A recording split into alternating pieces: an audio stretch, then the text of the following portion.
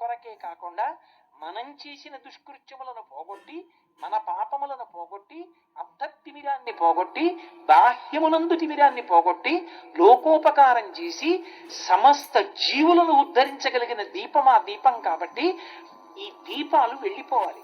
ఈ దీపాలు వెళ్ళిపోవడం అంటే నీటిలోకి తీసుకెళ్లి దీపాలు అరటి దొప్పల్లో పెట్టి విడిచిపెడతారు. విడిచిపెడితే నీటిని ఆధారం చేసుకుని ఆ దీపం వెళ్ళిపోతుంటుంది. దీపం విడిచిపెట్టానండి అంటారు. ఈ దీపం వెళ్ళి ఎక్కడో ఇంకో దీపాన్ని కలుసుకుంటుంది. అలా వెడుతూ వెడుతూ అది నిధనం అయిపోతుంది ఆ నీటిలోనే. ఆ గంగ ఒడ్డును నిలబడి చూస్తుంటే అసుర సంధ్య వేళ అయ్యేటప్పటికి నిజంగా ఆ దీపాలన్నీ నదిలో వెళ్ళిపోతుంటే చూడ్డానికి మహాముచ్చటగా ఉంటుంది. దానికి అసలైన తాత్వికమైన అవగాహన ఏమిటంటే, కుంతీదేవి భాగవతంలో అడుగుతుంది కృష్ణ పరమాత్మతోటి, యాదవులందు నాకు బంధువులందు మోహవిచ్ఛేదము చేయుమయ్య, ఘనసింధువు చేరిడి గంగభంగి నీపాద సరోజ చింతనముపై అనిశము మదీయ వృత్తి మదీయ బుద్ధి అచ్చాదర వృత్తితో గదియగనట్లు చేయగదయ్య ఈశ్వర అని అడుగుతుంది. ఓ కృష్ణ, యాదవులందు పాండు సుతులందు నాకు మోహవిచ్ఛేదము చేయుమయ్యా. ఎన్ని శరీరాలు తీసుకున్నాను. ఈ లోపల ఉన్న దీపం ఉందే, దీపం ఉండగా ఇల్లు చక్క పెట్టుకో అంటారు. ఈ లోపల జ్యోతి వెలుగుతున్నప్పుడే ఈ శరీరంతో నువ్వు ఏదైనా చెయ్యాలి. ఒక్కసారి ఆ జ్యోతి వెళ్ళిపోయిందా ఇక శరీరంతో చేసేదేముండదు. ఆ శరీరమే అగ్ని యందు సంస్కరింపబడుతుంది. దీనితో ఉన్నప్పుడే నువ్వు ఒక కార్తీక పౌర్ణమి దీపం పెట్టడం, దీంతో ఉన్నప్పుడే నువ్వు కీటా పతంగా మశకాశ్చ వృక్షా శ్లోకం చెప్పడం, దీంతో ఉంటేనే నువ్వు ఎవరికైనా ఉపకారం చేయడం, దీంతో ఉంటేనే నువ్వు నదీ స్నానం చేయడం, దీంతో ఉంటేనే నువ్వు భగవన్నామం చెప్పడం. ఇందులోంచి బయటికి వెళ్ళావా 84 లక్షల జీవరాశులలో 83,99,999 జీవులకు లేనటువంటి ఏకైక అధికారం నీకు పోతుంది. ఏమిటి దీనికి ఉన్న అధికారం? ఏమి చేసినా చేయకపోయినా శ్రీరామ రామ రామే తిరమే రామే మనోరమే సహస్రనామ తత్తుల్యం రామనామ వరాననే అనగలది. ఇది శ్రీరామ శ్రీరామ శ్రీరామ అనగలదు. రామ రామ రామ అంటే పాప ప్రక్షాళనం అవుతుంది. అటువంటి నామమును చెప్పగలిగిన ఏకైక ప్రాణి ఈ శరీరం.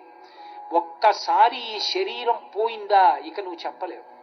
ఈశ్వర, ఇంత గొప్ప జ్యోతి లోపల వెలుగుతూ ఇంత గొప్ప అధికారం ఈ శరీరం పొంది ఉంటే నేను విపరీతమైన భ్రాంతితో కొడుకని కోడలని కూతురని అల్లుడని బంధువులని వాళ్ళ యందు మమకారం పెట్టు కూర్చున్నాను.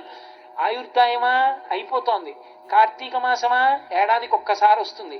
వచ్చే ఏడాది అంటూనే ఉన్నాను. ఎప్పటికి నేను ఈ శరీరంతో చేసేది సత్కార్యం? కాబట్టి కాలం అయిపోతోంది. ఆయుర్నశ్యతి పశ్యతాం ప్రతిదినం యాతిక్షయం యవ్వనం ప్రత్యాయం తిగతాః పునర్న దివసాః కాలో జగద్భక్షకః లక్ష్మీస్తోయ తరంగ భంగ చపలా విద్యుచ్చలం జీవితం తస్మాన్ మాం శరణాగతిం కరుణయ త్వం రక్ష రక్షాధునా అంటారు శంకర భగవత్పాదులు. సూర్యోదయ సూర్యాస్తమయాల్లో చంద్రాస్తమయాల్లో పరమేశ్వరుడు ఆయుర్దాయాలు గ్రసించేస్తున్నాడు. అయిపోతోంది కాలం. కాబట్టి ఇప్పటికైనా నాకు ఒక అనుగ్రహాన్ని. అయిపోయిందిగా, పెళ్లి చేసుకున్నావు, కొడుకు పుట్టాడు, పెళ్లి చేసేసావు, కోడలు వచ్చేసింది, కూతుర్ని కన్నావు, కన్యాదానం చేసేసావు, అల్లుడు వచ్చేసాడు, వాళ్ళకి మనవలు పుట్టేశారు, వీడికి మనవలు పుట్టేశాడు. ఇంకా నిన్నెవరు? నీకెందుకు? బాలసారి పీటల మీద వాళ్ళు కూర్చుని పెట్టుకుంటారు పేరు. నిన్ను అడిగితే చెప్పు పేరు. నీ పేరు పెట్టుకోలేదని ఎందుకు గుండెలు బాదుకుంటావు? నీ తల్లి తండ్రి పెట్టిన పేరుకి నువ్వు సార్థకత తెచ్చుకో చాలు. ఇక వాడి పిల్లాన్ని స్కూల్లో వేసుకోవడం అవి వాడికి తెలుసు. రఘువంశంలో దిలీప మహారాజు గారు భోజనం చేస్తున్నాడు భార్యతో. రఘు మహారాజు గారు అలా వెళ్ళిపోతూ గట్టిగా పిలిచాడు ఎవరినో. అకస్మాత్తుగా కబళాన్ని అలా పెట్టి చూశాడు. ఆయన గుండెల మీద వెంట్రుకలు కనబడ్డాయి రఘుమహారాజుకి.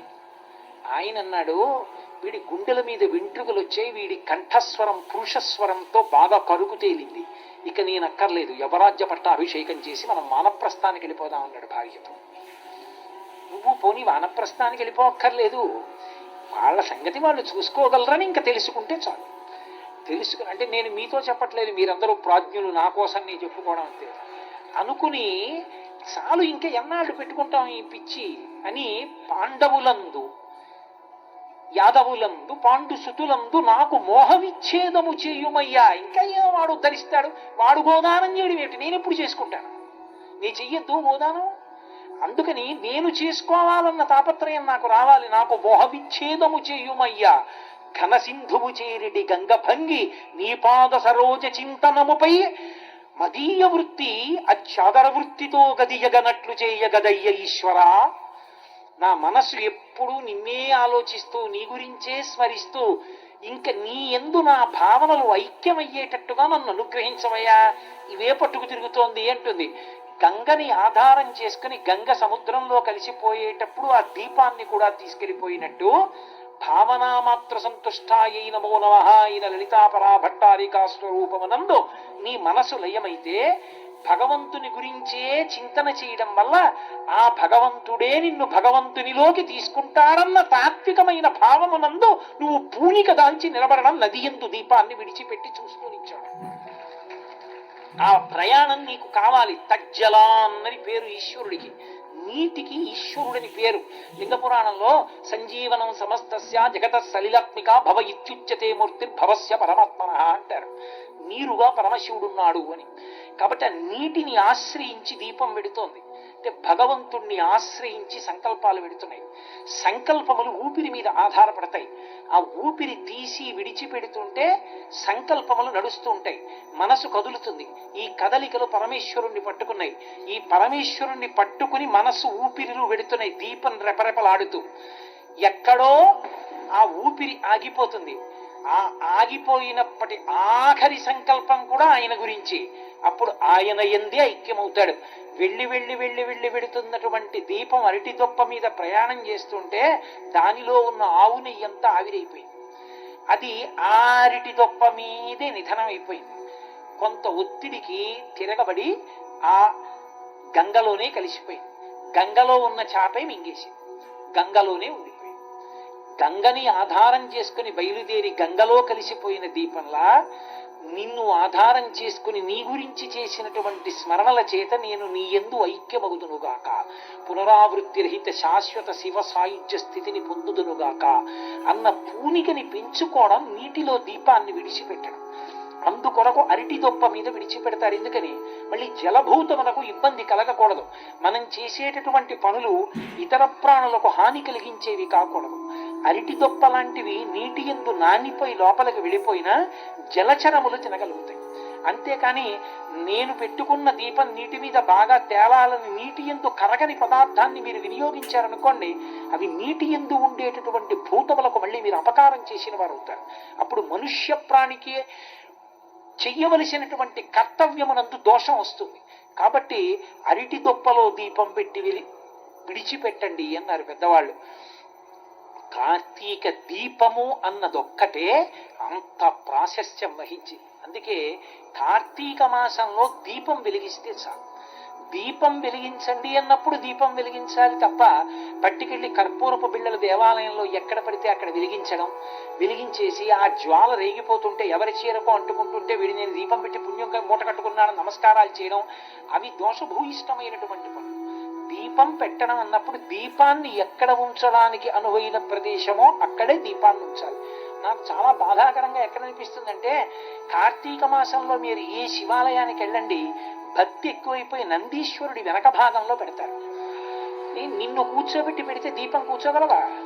ఆయనేమో ప్రకృతి వంక తిరగకుండా ఎప్పుడూ పరమశివుణ్ణి చూస్తుంటాడా? ఆయన తేరగా దొరికాడా? నీకు ఆయన అండముల కింద తీసుకెళ్లి దీపాలు పెడతావా?